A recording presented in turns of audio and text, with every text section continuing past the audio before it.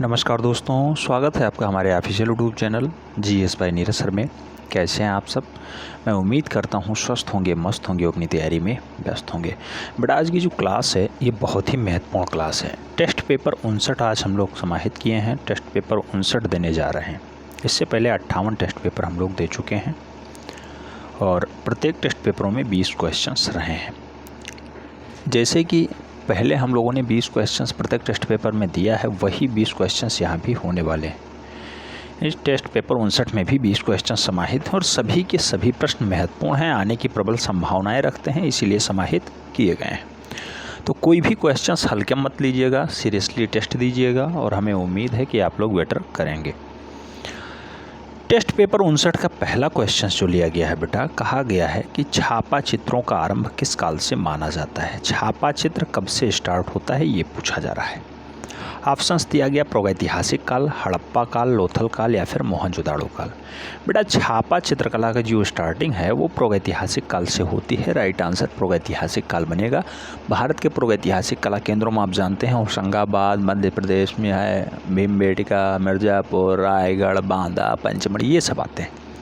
तो छापा चित्र इसी में से स्टार्ट होता है, प्रागैतिहासिक काल का है। राइट आंसर ए के साथ हो जाएगा। नेक्स्ट प्रश्न संख्या 2 की तरफ बढ़ते हैं। प्रश्न संख्या 2 में कहा गया है आदिम वन देवी का चित्र कहाँ स्थित है। आदिम वन देवी का चित्र कहाँ पे है? ऑप्शंस में है भिल्डरिया मिर्ज़ापुर में, सिंघनपुर छत्तीसगढ़ में, आदमगढ़ होशंगाबाद में या फिर लिखुनिया मिर्ज़ापुर में। बेटा आदम वन देवी या फिर आदिम वन देवी का जो चित्र पाया जाता है, आप जानते हैं होशंगाबाद वाला बेल्ट होता है, आदमगढ़ में पाया जाता है।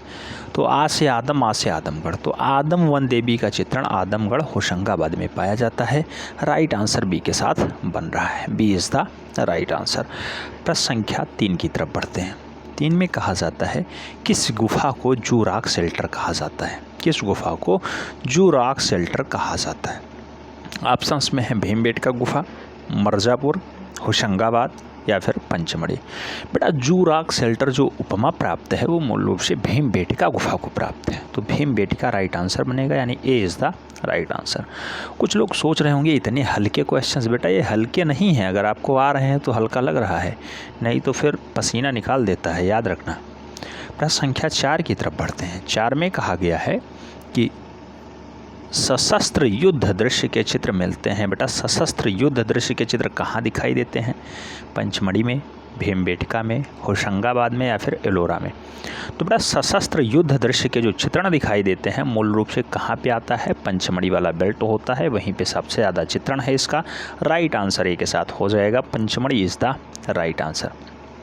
नेक्स्ट प्रश्न संख्या 5 की बात करते हैं। पूछा गया our heritage in art. Our heritage in art पुस्तक के लेखक कौन है? ऑप्शंस में नाम है असित कुमार हल्दर के, स्टुअर्ट पिगॉट के, पर्सी ब्राउन के, DH गार्डन के। Our heritage in art, our heritage in art जो पुस्तक है बेटा वो असित कुमार हल्दर की है, जो लखनऊ आर्ट कॉलेज के पहले भारतीय प्रिंसिपल होने का भी गौरव प्राप्त है। तो असित कुमार हल्दर की पुस्तक है our heritage in art. Right answer A के साथ बन रहा है। A is the right answer. प्रश्न संख्या 6 की तरफ बढ़ते हैं। 6 में पूछ लिया गया बेटा कि हड़प्पा की खुदाई 1921 ईस्वी में किसने आरंभ की? हड़प्पा को खोदने का काम सबसे पहले 1921 में किसने किया? ऑप्शंस में है राखाल दास बनर्जी, दयाराम साहनी, SH राव या फिर RS बिष्ट। बेटा हड़प्पा की खुदाई आप जानते हैं सबसे पहले दयाराम साहनी स्टार्ट करवाते हैं। राइट आंसर दयाराम साहनी बनेंगे। सी इज़ द राइट आंसर। प्रश्न संख्या 7 की तरफ बढ़ते हैं। 7 में पूछ लिया गया पशु आकृति युक्त मोहरें। पशु आकृति युक्त मोहरें कहाँ पाई गई हैं? पशु आकृति युक्त मोहरें कहाँ पाई गई? ऑप्शंस में है मोहनजोदड़ो, दायमाबाद, धौलावीरा, हड़प्पा। बेटा पशुओं से जुड़ा हुआ मोहर सबसे ज़्यादा मोहनजोदड़ो यानी मृतकों का टीला पे पाया जाता है। राइट आंसर ए के साथ हो जाता है। Mohenjodaro is the right answer या फिर Mohenjodaro is the right answer. प्रश्न संख्या 8 की तरफ बढ़ते हैं। 8 में पूछा जाता है चनहूदड़ों की खोज 1931 में MG मजूमदार ने किया। यह किस नदी पे स्थित है? बेटा चनहूदड़ों की जो खोज होती है 1931 में MG मजूमदार साहब खोजते हैं, लेकिन किस नदी पे खोजते हैं? ऑप्शन हैं रावी नदी, भोगवा नदी, सिंधु नदी या फिर सतलज नदी। कुल मिलाकर के चनहूदड़ो किस नदी के किनारे स्थित है ये आपको बताना है बेटा। चनहूदड़ो आप जानते हैं सिंधु वाली नदी के किनारे स्थित है, तो सिंधु राइट आंसर होगा। B is the right answer. प्रश्न संख्या 9 की तरफ बढ़ते हैं। 9 में पूछा गया बेटा शतरंज के बोर्ड के नमूने कहाँ मिले हैं। शतरंज के बोर्ड कहाँ पाए गए हैं बेटा, ये ऑप्शंस में है चनहोदड़ो, लोथला, बनावली, हड़प्पा। बेटा शतरंज के बोर्ड के जो नमूने पाए जाते हैं, जहीं पे जो है बंदरगाह पाया जाता हो या तांबे का हंस पाया जाता हो, वहीं शतरंज का नमूना भी पाया गया है। तो बेटा कहाँ पे तांबे का हंस पाया गया है, तांबे का हंस कहाँ पाया जाता है, लोथल वाला बेल्ट होता है, गुजरात वाला बेल्ट होता है, तो यहीं पे शतरंज बोर्ड के नमूने भी पाए गए हैं। राइट आंसर सी के साथ बन रहा है। जो है प्रश्न नोट डाउन कर लीजिएगा, बहुत महत्वपूर्ण प्रश्न है। प्रश्न संख्या 10 की बात करते हैं। प्रश्न संख्या 10 में कहा जाता है चातुर्थ बौद्ध संगीति किसके शासनकाल में कश्मीर में होती है। तो ये याद रखना, चतुर्थ बौद्ध संगीति कश्मीर में हुई है।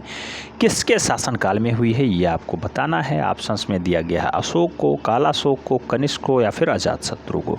बेटा राइट आंसर क्या बनेगा, चौथी बौद्ध संगीति की बात होगी बेटा तो कनिष्क राइट आंसर बनेंगे। कनिष्क के शासनकाल में होती है, राइट आंसर बी के साथ हो जाएगा। प्रश्न संख्या 11 की तरफ बढ़ते हैं। 11 में कहा जाता है जोगी मारा के चित्रों की प्रतिलिपियां असित कुमार हलधर तथा छमनेन्द्र नाथ गुप्ता ने कब तैयार की। बेटा ये क्वेश्चन से एकदम छप चुका है।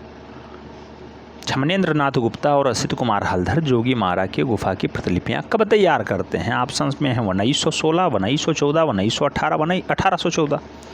राइट आंसर क्या बनेगा बेटा, राइट आंसर होगा 1914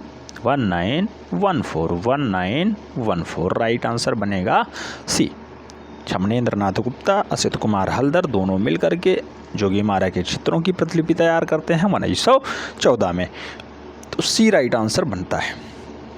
प्रश्न संख्या 12 की बात करते हैं। 12 में पूछा गया है अजंता की गुफा संख्या 1 का निर्माण काल क्या है। अजंता की गुफा संख्या 1 का निर्माण काल क्या है। ऑप्शंस में है 7वीं शताब्दी, 12वीं शताब्दी, 10वीं शताब्दी, 5वीं शताब्दी। बेटा अजंता की गुफा है, गुफा संख्या 1 है। 1 को कब बनाया गया ये पूछा जा रहा है, तो बेटा 7वीं शताब्दी राइट आंसर लगा दीजिए, ए इज़ द राइट आंसर हो जाएगा। प्रश्न संख्या 13 की तरफ बढ़ते हैं। बाघ में कुल कितनी गुफाएं हैं। बाघ गुफा में कुल कितनी गुफाएं हैं। ऑप्शंस में है 8, 9, 6, 10। बेटा बाघ गुफा में जो गुफाओं की संख्या है वो 9 है, और 9 की 9 गुफाएं जो हैं बिहार गुफाएं हैं। बिहार गुफाएं क्या होती थी, बिहार गुफाएं जहाँ पे जो है बौद्ध धर्म के अनुयायी रहा करते थे, बौद्ध भिक्षु रहें वो बिहार है, और जहाँ पूजा करें वो चैत्य होता है। तो चैत्य और बिहार में डिफरेंसेस आने चाहिए आपको। तो सभी की सभी बिहार गुफाएं हैं, 9 गुफाएं पाई जाती हैं, बी राइट आंसर हो रहा है। प्रश्न संख्या 14 की बात करते हैं। 14 में पूछा गया है एक सरोवर में कमलवन का सुंदर आलेख्य कहाँ प्राप्त होता है। तो एक सरोवर में कमलवन कहाँ पाया गया है। ऑप्शंस में है अजंता, सित्तनवासल, एलोरा, बदामी। बेटा कमलवन कहाँ पाया जाता है, तो सित्तनवासल की गुफा इसके लिए जिम्मेदार है, वहीं पाया जाता है। राइट आंसर सी के साथ बन जा रहा है, सी इज़ द राइट आंसर। प्रश्न संख्या 15 की तरफ बढ़ते हैं। 15 में पूछा गया एलोरा की गुफाएं किस काल से संबंधित थीं। राष्ट्रकूट काल से, चालुक्य काल से, विजयनगर काल से या फिर मुगल काल से।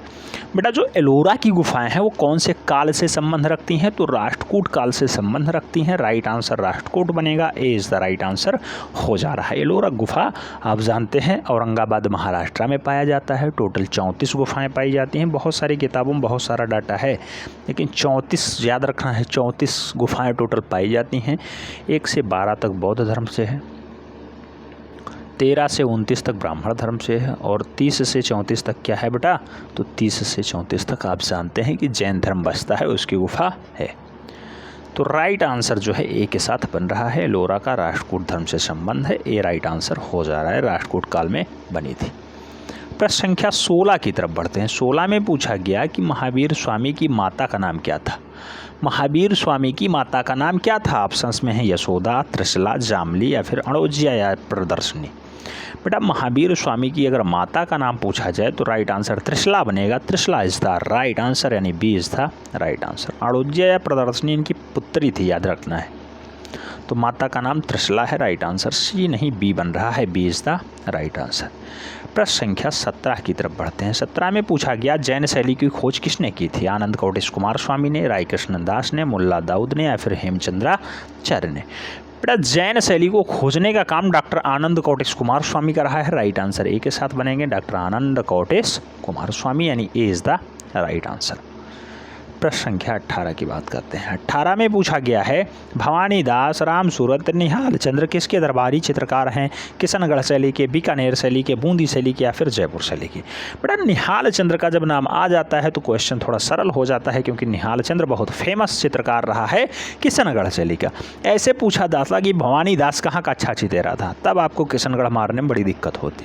लेकिन किशनगढ़ के साथ साथ नहीं, निहाल चंद्र, सूरत राम और जो है भवानी दास सातों नाम पूछ लिए गए, तब किशनगढ़ आप ढूंढ सकते हैं, क्योंकि निहाल चंद्र बहुत फेमस चित्रकार था। किसका? किशनगढ़ शैली का। तो राइट आंसर ए के साथ हो जा रहा है, ए इज द राइट आंसर बन रहा है। प्रश्न संख्या 19 की तरफ बढ़ते हैं। 19 में पूछा गया जयपुर शहर के वास्तुकार थे। बेटा जयपुर शहर को किसने बनाया? ऑप्शंस में है बिहारी लाल ने, साहिब राम ने, सवाई प्रताप सिंह ने या फिर विद्याधर भट्टाचार्य ने। जयपुर शहर के जो वास्तुकार माने जाते हैं बेटा वो विद्याधर भट्टाचार्य माने जाते हैं, तो विद्याधर भट्टाचार्य राइट आंसर बनेंगे, यानी day is the right answer हो जा रहा है। जयपुर को विद्याधर भट्टाचार्य ने एस्टेब्लिश किया, बनाया, राइट आंसर डी बन रहा है। लास्ट क्वेश्चन है, पूछा गया कि बाघ गुफा की प्रतिलिपियां बहुप्रसिद्ध चित्रकार आते हैं मुकुल चंद्र डे कब बनाते हैं? तो मुकुल चंद्र डे बाघ गुफा की प्रतिलिपि को कब तैयार करते हैं? 1921 में, 1922 में, 1925 में या फिर 1951 में? बेटा मुकुल चंद्र डे बाघ गुफा को देखने जाते हैं, उसकी प्रतिलिपि बना देने जाते हैं 1925 में, 1925 यानी 1925 में। तो राइट आंसर सी के साथ बन जा रहा है। कितने क्वेश्चंस आपके टेस्ट पेपर 59 में सही गए हैं, ईमानदारी के साथ बताइएगा। ठीक है, हमें उम्मीद है आप अपना स्वमूल्यांकन किए होंगे और अच्छे से बताएंगे कि इतने क्वेश्चंस हमारे सही गए हैं। मिलते हैं नेक्स्ट वन में, तब तक के लिए जय हिंद।